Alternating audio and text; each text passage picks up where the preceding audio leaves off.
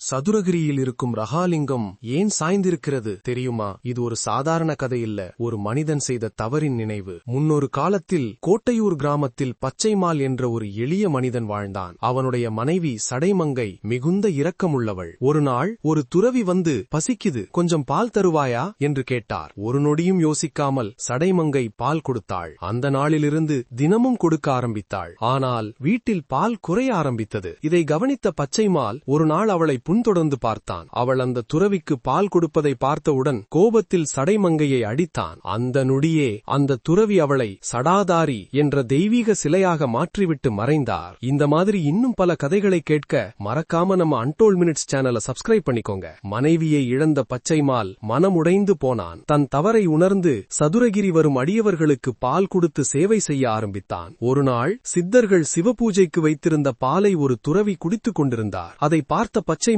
மீண்டும் கோபத்தில் கம்பால் அந்த துறவியை அடித்தான். அடுத்த நொடி அந்த துறவி மறைந்து புலித்தோல் அணிந்த சிவபெருமான் காட்சி கொடுத்தார். பச்சைமாலே, நீ சாதாரண மனிதனல்ல, தேவலோகத்தில் யாழ் வல்ல தேவன். யாழ் வாசித்து என்னை மகிழ்விப்பவன் நீ. ஆனா ஒரு நேரத்தில் உலக ஆசையால சபிக்கப்பட்டு பூலோகத்தில் மனிதனாக பிறந்தாய். உன்னை மீட்டுக் கொள்ளத்தான் நான் இங்கு வந்தேன் என்று சொன்னார். அந்த நொடியிலேயே பச்சைமாலுக்கு முக்தி கிடைத்தது. ஆனால் அவன் அடித்த அந்த ஒரு அடி இன்றைக்கும் மறையவில்லை. அதனால்தான் சதுரகிரி மகாலிங்கம் இன்றைக்கும் சாய்ந்த நிலையில் இருக்கிறது. அந்த தழும்பும் இன்றைக்கும் இருக்கிறதாம். இது ஒரு கதையல்ல, ஓர் எச்சரிக்கை. கோபம் ஒரு நொடி, ஆனால் அதன் விளைவு ஆயுள் முழுக்க.